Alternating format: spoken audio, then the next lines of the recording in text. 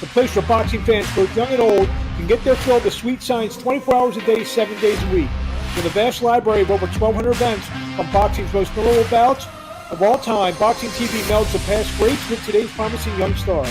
Boxing TV is the free go-to destination for everything boxing, including classic bouts, live events, and news and information. Boxing TV is available on Local Now, Distro TV, Sports.tv, Select TV, and www.watchboxing.tv. Follow Abrams Boxing on social media at Abrams Boxing on Twitter, Abrams Boxing on YouTube, and at Marc Abrams Boxing on Instagram. Hello, boxing fans. Welcome to another edition of the Abrams Boxing Show. I'm Marc Abrams, and we have a big show planned for you this week. Very super bantamweight-centric shows. We got Ronny Rios, who faces MJ Akhmadaliev this Saturday on DAZN for 222-pound titles. Also, Oleh Dovhun, who's an undefeated fighter from Ukraine. He's ranked number 4 by the WBA. He's 14-0. And we'll be talking to him later in the program. Let's kick things off right away, as last Saturday night in New York's Madison Square Garden, the Hulu Theater, Artur Beterbiev scored a second-round stoppage over Joe Smith Jr. to unify not one, not two, but 3 light heavyweight championship belts. He added the WBO belt to his already WBC and IBF belts. Smith came out, got hit, got knocked down late in the first round. Beterbiev just showed. I just think it was a big class difference. Joe Smith is a fine fighter, but Artur Beterbiev, he's an animal in there. 18-0, 18 knockouts. The only undefeated fighter who has a perfect knockout record, who's a world champion. Smith falls to 28-4. You know, we talk about all these fights that we want to be made, that we want to get made, whether it's Spence and Crawford or fights in that ilk, Tyson Fury versus the winner of the Joshua Usyk rematch. But I think one of the biggest fights now to be made would be Dimitri Bivol against Artur Beterbiev. Bivol coming off the big win against Canelo Alvarez about 6 weeks ago, and now with the 3 belts that Artur Beterbiev has, that's definitely a big fight to be made in the light heavyweight division. It's a fight hopefully can get made. We'll see down the line as it looks like Beterbiev will fight Anthony Yarde in October in England as a mandatory. Then maybe we can see the Artur Beterbiev Dimitri Bivol showdown. The co-feature that night saw Robeisy Ramirez go to 10-1, knocked just 6 knockouts, stopped last week's guest on our show, Abraham Nova, in round 5 of their featherweight bout, which, it wasn't a featherweight elimination bout on paper per se, but it was a de facto elimination bout, as Robeisy Ramirez will look to get a big shot at one of the featherweight champions in the near future. Lots of fights going on this week. Friday, ProBox TV will feature the WBO Light Flyweight Championship as Jonathan Bamba Gonzalez, 25-3-1 with 14 knockouts, takes on Marc Anthony Barriga, 11-1, 2 knockouts. That fight will take place on ProBox TV from the Osceola Heritage Park Arena in Kissimmee, Florida. Saturday, DAZN offers a quadruple header of world title fights. We'll go over them real quickly here. We have Jesse Bam Rodriguez, 15-0, 10 knockouts, continues his tough schedule as he will make the first defense of his WBC Super Flyweight Championship against the always dangerous Srisaket Sor Rungvisai. Rungvisai 55-1 with 43 knockouts. Rungvisai most known for the 2 wins over Chocolatito Gonzalez, including a devastating knockout in their rematch. Rodriguez, who, he's on his way, and especially if he wins and wins impressively on Saturday night, is on his way to becoming a superstar in the sport. Even at 115 pounds, he's one of the great young talents of the sports, and he's shown all the guts in the world. fighting a guy like Rungvisai in just his first defense and still only his 16th fight. Also, WBA and IBF Super Bantamweight champion Murodjon Akhmadaliev will take on Ronny Rios. Akhmadaliev 10-0, 7 knockouts. Rios 33-3 with 16 knockouts. We'll talk to Ronny Rios in just a couple of minutes. WBC flyweight champion Julio Cesar Martinez 18-2, 14 knockouts. Rematches McWilliams Arroyo. Arroyo 21-4, 16 knockouts out of Puerto Rico. This fight is a rematch of a fight from several months back where it was looking to be an exciting war as both guys were dropped in the first round, but there was a cut that forced a no contest in round 2 of their fight. So let's see if they can pick up where they left off, just willing away on each other Saturday night in San Antonio, Texas. And also on the card will be the undisputed welterweight champion Jessica McCaskill, 11-2 with 4 knockouts, taking on Alma Ibarra, 10-1 with 4 knockouts.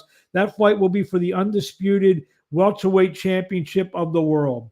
As we mentioned before, Ronny Rios will be taking on MJ Akhmadaliev for 240-pound world title fights. And I had a chance earlier this week to talk to Ronny Rios about his second world title opportunity.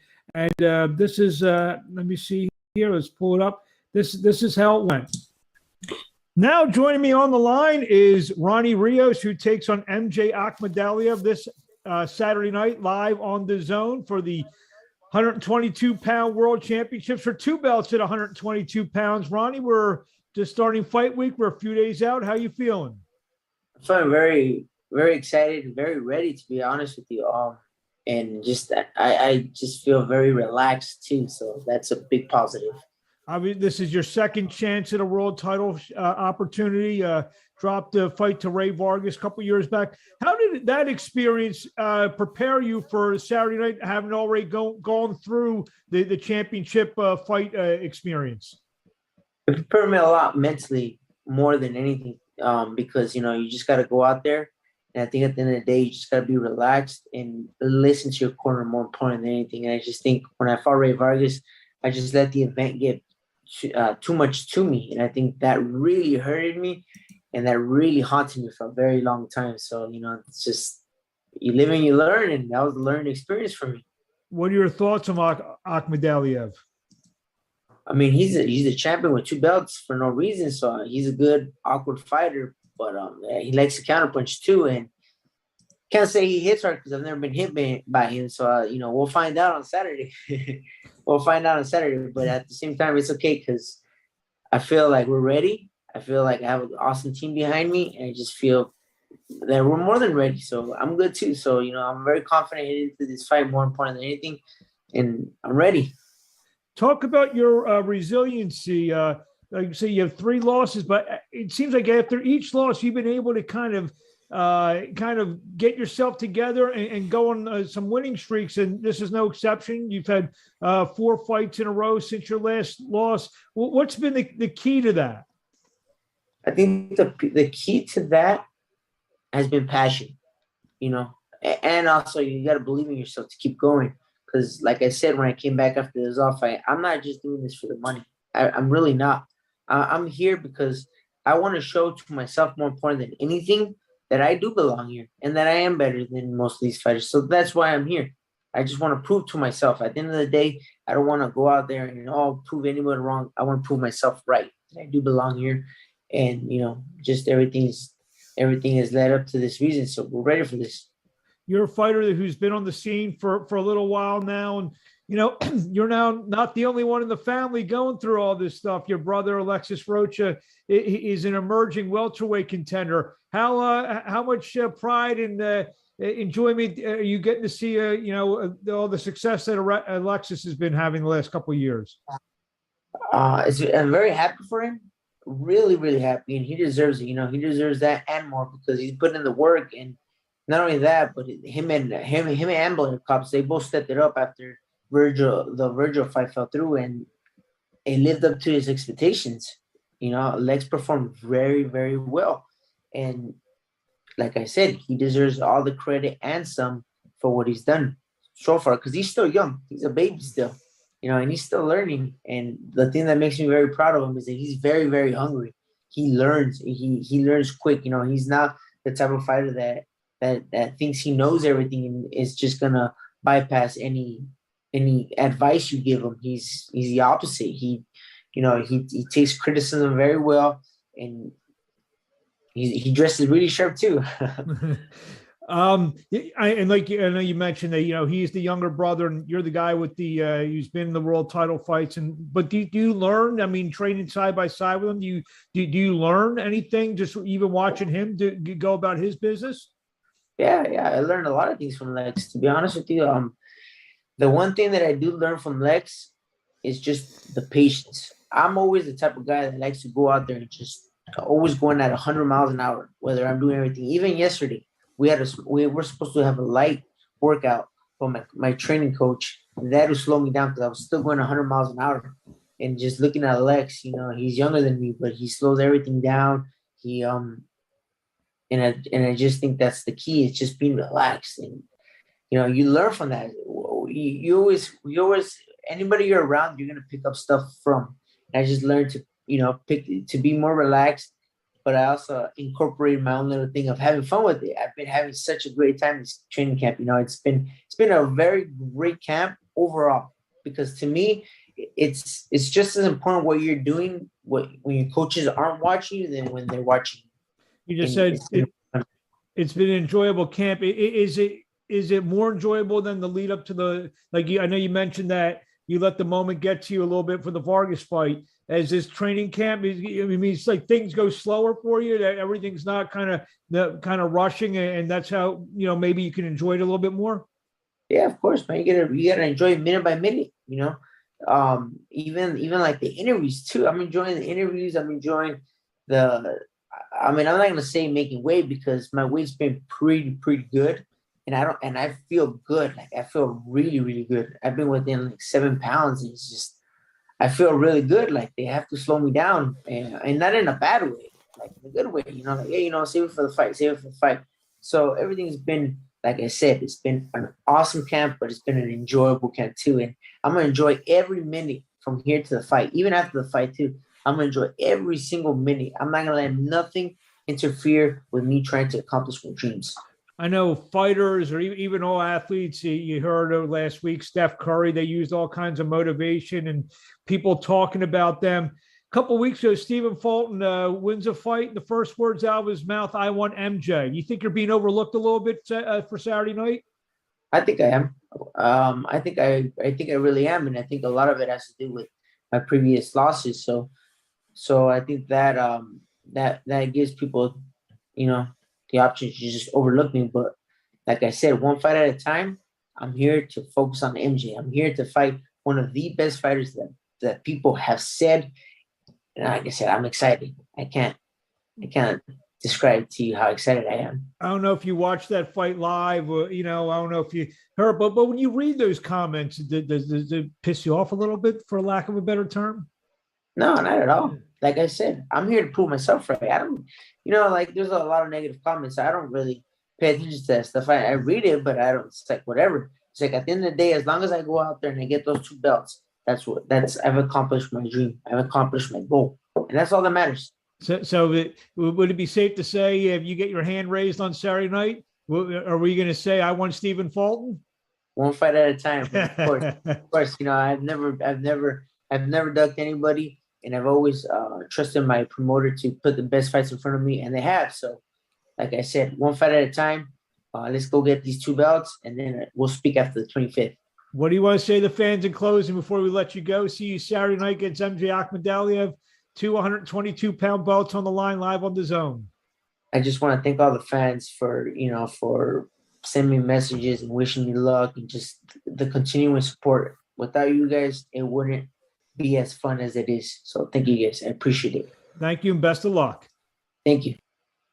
There you have it. Ronny Rios, a perennial contender at 122 pounds. As we mentioned, he's had the fight with Ray Beltran. He got back on the horse, and he lost the fight, I know, to Azad Hovhannisyan, and now he's getting an opportunity to fight 1A in the division, as a lot of people think, with Stephen Fulton's MJ Akhmadaliev. We'll get into some predictions in a few minutes. Just a couple more things going on here. Saturday night in Mexicali, Mexico, ESPN Plus, we have the WBC light flyweight elimination bout between Hecky Butler, 33-4, 10 knockouts, take on Elwin Soto, 19-2 with 13 knockouts. And here's one that's one of the funniest things, I think, in boxing. Well, it's not so funny that Jarrell Miller, Big Baby Miller, 23-1 with 20 knockouts, is going to make his return to the ring after his long suspension for testing positive. He takes on Esteban Brancamante in Argentina. And ironically, this is in the WBA Say No to Drugs card. So I don't make this stuff up. I'm just reporting some news. Speaking of news, we've got some news items this week. The unified WBA IBF WBO champion Alexander Usyk and Anthony Joshua will finally get it on. They have a date, August 20th. That fight will be in Saudi Arabia. They're calling it Rage on the Red Sea. I like stuff like that when they make names up for fights. We'll see. I kind of like Usyk again. I mean, we'll see. But we'll see if Joshua turns the tide, much like he did the last time he went to Saudi Arabia against Andy Ruiz Jr.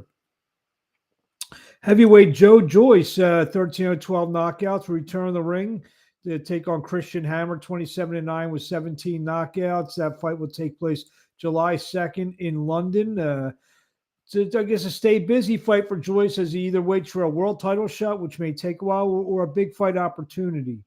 On August the 6th, 18-0, 18 knockouts, Virgil Ortiz Jr. will take on the guy he was supposed to fight a month or so back, Michael McKinson. McKinson, 22-0 with 2 knockouts. It's kind of like one end of the spectrum against the other. You got the perfect knockout streak in Ortiz, taking on McKinson, who's got 2 knockouts in his 22 wins. That fight will be streamed live on the DAZN and will take place in Fort Worth, Texas, I believe. Yes, at the Dickies Arena. George Kambosos Jr. will, as expected, will exercise his clause for a rematch against Devin Haney. We'll wait for that date to materialize in the very near future. Finally, Andy Ruiz Jr. will take on Luis Ortiz in a fight that I'm actually looking forward to. I think it's going to be a really fun fight, as they like to say. I don't like using that term when two guys are beating the snot out of each other. I don't know how fun it is for them. Maybe it is. Actually, I've heard fighters say it is fun when they get into wars like that. So that fight will take place in LA at the Crypto.com Arena or the Crypto.com Center, live on Fox pay-per-view Sunday night. I like that stuff. Sunday night, September 4th, Labor Day weekend. Earlier this week, in fact, I was in Pittsburgh broadcasting a fight, and then I ran into an undefeated super bantamweight guy. He's flying under the radar a little bit. Guy by the name of Oleh Dovhun, who is 14-0 and now ranked number 4 in the world by the WBA. So he'll be looking to get a big shot in the future as well. So this is how my conversation with Oleh Dovhun went. Here we are with undefeated and world-ranked super bantamweight Oleh Dovhun. We're here Washington, PA. Just saw a big night of boxing here. Before we get to you, it was a good show here tonight. Yeah, thank you for having me. Thank you for taking an interview. It was a good show. My friends, all friends come and fight, and from Integrity Box Management. And I was excited. Everybody win. Who I won win. And it was good shows in Meadows Casino in Pittsburgh, in Pennsylvania. For fans who don't know, you were signed to Integrity Management, and as well as Joe DeGuardia Star Boxing, and now you're in the world rankings. You're ranked in the WBA, correct? Yeah. What number? I'm number 4 in WBA right now. Hopefully, soon be number 1. And my dream become true. I want to fight Akhmadaliev, Murodjon Akhmadaliev. I fight twice him before. We can won one. We can make it one time more. and I'll be excited and very appreciative if you give me this opportunity to fight Murodjon Akhmadaliev, because I think he will win next fight. Obviously, big fight in your division just happened. Stephen Fulton and Danny Roman. Do you think, or what you're hearing, is Fulton going to fight MJ, or maybe eventually? I be like, say true, like see Fulton a little bit different level right now. He world champion. He maybe wants some different, like staying in the line. I'm like go like in WBA line, more Murodjon Akhmadaliev. But if I beat Akhmadaliev, I won the unification title for Steve Fulton. He amazing guy. He amazing boxer. I like his style. If it's not the world champion, you feel you're close, or maybe you rank number 4, maybe get called for one of those eliminator type of fights? Yeah, I think it even can happen next time. Next fight, like you can eliminate the title, and any who they give me, I fight, you know, because I knew I will win, and that's it. You built up a great following here, especially in Pittsburgh, and now you just fought in New York. You know, what was that experience? This was great experience. First time I fight in New York, Long Island, and when I fight, it's like 500 Ukrainian people show up, maybe even more. It was sold out, big support for me, like everybody, like 100 people from Pittsburgh just came, and it was big support, and I very appreciated it. This fight was in Long Island. If you ever fight, next fight, maybe fight before like Murodjon Akhmadaliev for world title, we be sold out in Madison Square Garden. How much would it mean you know, fighting for a world title, the obvious reasons, obviously with everything going on back at home, and you know, how much would that mean you'd be fighting for a world title? This means me a lot, because right now not many people can fight Ukrainians. Like Lomachenko, he turned down like you undisputed world champion like fights, and Usyk right now fight. This means me a lot, because I can remind everybody about Ukraine, what happened, and say everybody what this war have to stop. Only stop war. This is what I want right now. And on that thing, how's your family and friends? They're okay. They all still in Ukraine. Hopefully they have food and roof, but you know, it's the war in Ukraine. You never know. Back to boxing. You know, it's a great atmosphere in Pittsburgh. What was that like? You know, coming up fighting some fights here, and did you have the same type of reaction? Yeah, I have same like here, like last November. I was titled for an NBA WBA title. Was same. It's beautiful, but I think I'm ready for bigger a little bit right now. I have a last fight and maybe next fight. And I want just bigger a little bit. I want just bigger fights. Whether it's a world title fight or eliminator or some other type of fight, when do we expect to have you back in there? Hopefully, be before September, or 2-3 months, I'll be back and take it. Hopefully, a minute or world title. I don't care. We will see what happens next fight. Murodjon Akhmadaliev fight. Maybe he will win. Maybe he will lose. If everything changes, you never know. This boxing. But I won't fight for world title. Where the fans find you on social media? Ukrainian Pitbull and Facebook Oleh Dovhun. I have already verification. You can find me easy.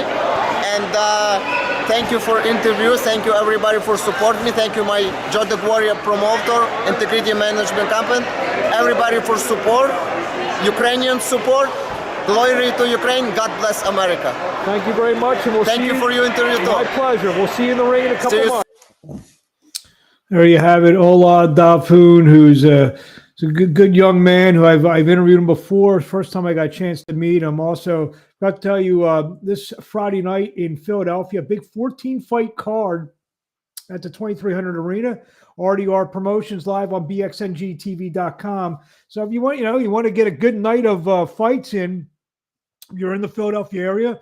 It's 14 big fights in Philly, and then or if you want to just chill out, watch on your computer, or get on the TV screen. bxngtv.com is your place to be. 14 big fights, so it'll be a packed evening of professional boxing. Just want to give you a couple predictions. We'll break down the DAZN card really quick. I'll go with Jesse Rodriguez.